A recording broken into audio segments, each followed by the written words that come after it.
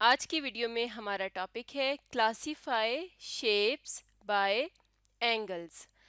Classify का मतलब होता है शेप्स को या चीज़ों को उनकी खसूसियात के लिहाज से ग्रुप्स में रखना। तो आज हम शेप्स को एंगल्स के लिहाज से क्लासीफाई करना सीखेंगे। तो पहले हम देखते हैं कि एंगल किसे कहा जाता है। अगर हमारे पास इस तरह से एक रे हो और एक और रे इसके स्टार्टिंग पॉइंट से शुरू हो रही हो, तो इन दोनों रेज के दरमियान ये जो डिस्टेंस होता है, इस फासले को हम कहते हैं एंगल। यानी अगर एक ही पॉइंट से यहाँ से दो रेज शुरू हो रही हैं, तो उनके दरमियान में जो डिस्टेंस है उसे हम एंगल कहते हैं। और एंगल की टाइप्स कौन कौन सी होती हैं? एक होता है राइट एंगल, एक्यूट एंगल और एक होता है ऑब्ट्यूज एंगल। इन तीन टाइप्स को हम देख लेते हैं। राइट एंगल में दो रेज इस तरह से आपस में जुड़ी होती हैं कि इनके दरमियान इस तरह का एक कोना बनता है। ये 90 डिग्रीज का एंगल होता है और उसके ऊपर हम इस तरह से बॉक्स की मदद से शो करते हैं। इस एंगल की पहचान ये होती है कि अगर हम यहाँ पर जमा का निशान बनाएं तो बिल्कुल ठीक तरह से यहाँ पर जमा का निशान बन जाता है। तो इसे हम कहते हैं राइट एंगल। और एक्यूट एंगल इस तरह से होता है कि ये 90 डिग्री से छोटा होता है। जैसे हम यहाँ पर देख सकते हैं कि ये जो एंगल है ये 90 डिग्री से छोटा लग रहा है, क्योंकि अगर हम 90 डिग्रीज को देखें तो वो कुछ इस तरह से यहाँ पर बनता है। तो इस तरह से राइट एंगल या 90 डिग्री बनता है। तो ये राइट एंगल से छोटा एंगल है, इसे हम कहते हैं एक्यूट एंगल। इसके अलावा अगर हम यहाँ पर जमा का निशान बनाते हैं तो यहाँ पर जमा का निशान नहीं बन सकता। ये वाली जो रे है ये जमा के निशान से अंदर की तरफ आ रही है, तो ये एक्यूट एंगल होगा। और ऑब्ट्यूज एंगल वो होता है जो 90 डिग्री से बड़ा होता है। जैसे यहाँ पर हम इन दो रेस को देखें तो ये जो एंगल बना रही हैं ये 90 डिग्री से बड़ा है, क्योंकि 90 डिग्री कहाँ पर बनता है? या राइट एंगल यहाँ पर इस तरह से बनता है, वो इस तरह का कोना बनता है, लेकिन ये एंगल 90 डिग्री से बड़ा बन रहा है। या अगर हम यहाँ पर प्लस का निशान डालना चाहें तो हम यहाँ पर प्लस का निशान डालकर देखते हैं, तो प्लस का निशान इस तरह से होगा। तो ये वाली जो रे है ये प्लस के निशान से इस तरफ बाहर की तरफ जा रही है। तो ये एक ऑब्ट्यूज एंगल है जो कि 90 डिग्री से बड़ा होता है। तो हमने अभी तक देखा कि एंगल क्या होता है, राइट एंगल, एक्यूट एंगल और ऑब्ट्यूज एंगल क्या होते हैं। तो अब हम देखते हैं कि एंगल्स के लिहाज से हम शेप्स को क्लासीफाई किस तरह से करते हैं।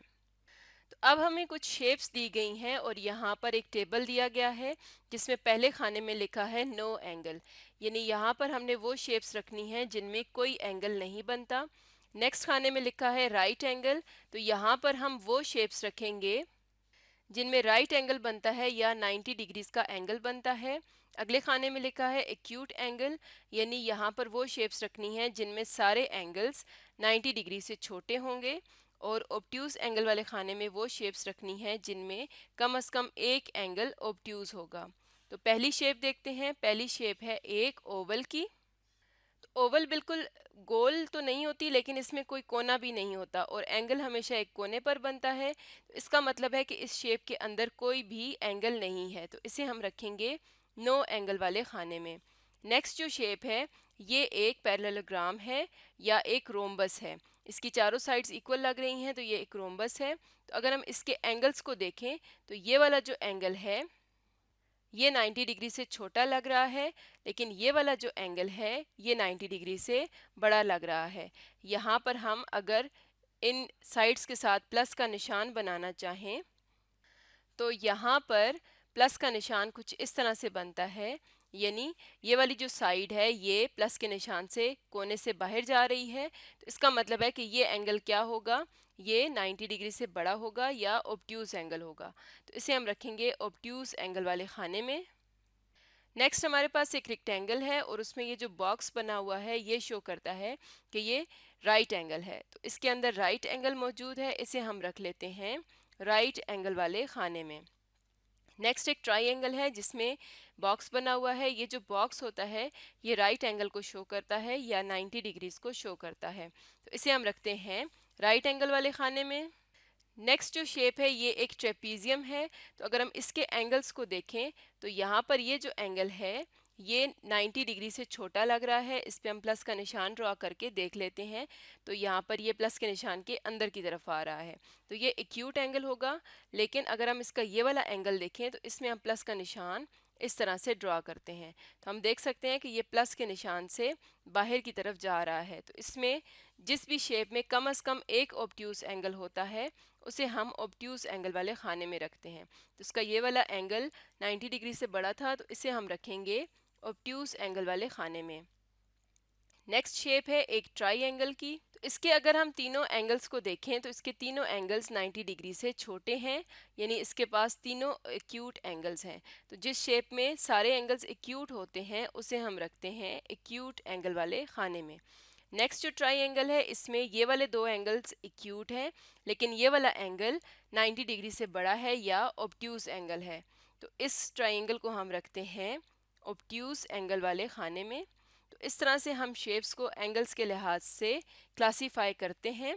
नेक्स्ट एक सर्कल है, तो सर्कल में कोई कोना नहीं होता या फिर उसमें कोई एंगल नहीं बनता, तो उसे हम रखते हैं नो एंगल वाले खाने में। नेक्स्ट जो शेप है ये एक पेंटागन है और इसका ये जो एंगल होता है ये 90 डिग्री से बड़ा होता है। इस पे हम प्लस का निशान भी ड्रॉ करके देख लेते हैं। तो यहाँ पर हम अगर देखें तो ये प्लस के निशान से बाहर की तरफ जा रहा है, इसका मतलब है कि इसके अंदर ऑब्ट्यूज एंगल्स हैं, तो इसे हम रखते हैं ऑब्ट्यूज एंगल वाले खाने में। नेक्स्ट ये जो रेक्टेंगल है इसमें बॉक्स है, तो बॉक्स की मदद से हमें पता चलता है कि ये राइट एंगल है, तो इसे हम रख लेंगे राइट एंगल वाले खाने में। उसके बाद यहाँ पर एक सर्कल है, तो सर्कल में कोई एंगल नहीं होता, इसे हम रख लेते हैं नो एंगल वाले खाने में। नेक्स्ट ये जो एक शेप है इसके हम एंगल्स को चेक कर लेते हैं। तो अगर हम यहाँ पर प्लस का निशान ड्रॉ करते हैं तो इस तरह से ये प्लस के निशान के अंदर की तरफ जा रहा है, यानी ये एक्यूट एंगल है। लेकिन अगर हम यहाँ पर प्लस का निशान ड्रॉ करते हैं तो ये बाहर की तरफ जा रहा है, यानी ये ऑब्ट्यूज एंगल है, 90 डिग्री से बड़ा है। तो अगर एक भी ऑब्ट्यूज एंगल होता है तो उस शेप को हम रखते हैं यहाँ पर ऑब्ट्यूज एंगल वाले खाने में। नेक्स्ट हमारे पास एक स्क्वायर शेप है और यहाँ पर एक बॉक्स बना है जो कि बताता है कि ये 90 डिग्रीज है या राइट एंगल है। इसे हम यहाँ पर राइट एंगल वाले खाने में रख लेते हैं। तो इस तरह से हमने तमाम शेप्स को एंगल्स के लिहाज से अपने अपने ग्रुप्स में रख दिया। तो आज की वीडियो में हमने देखा कि हम एंगल्स के लिहाज से शेप्स को क्लासीफाई किस तरह से करते हैं।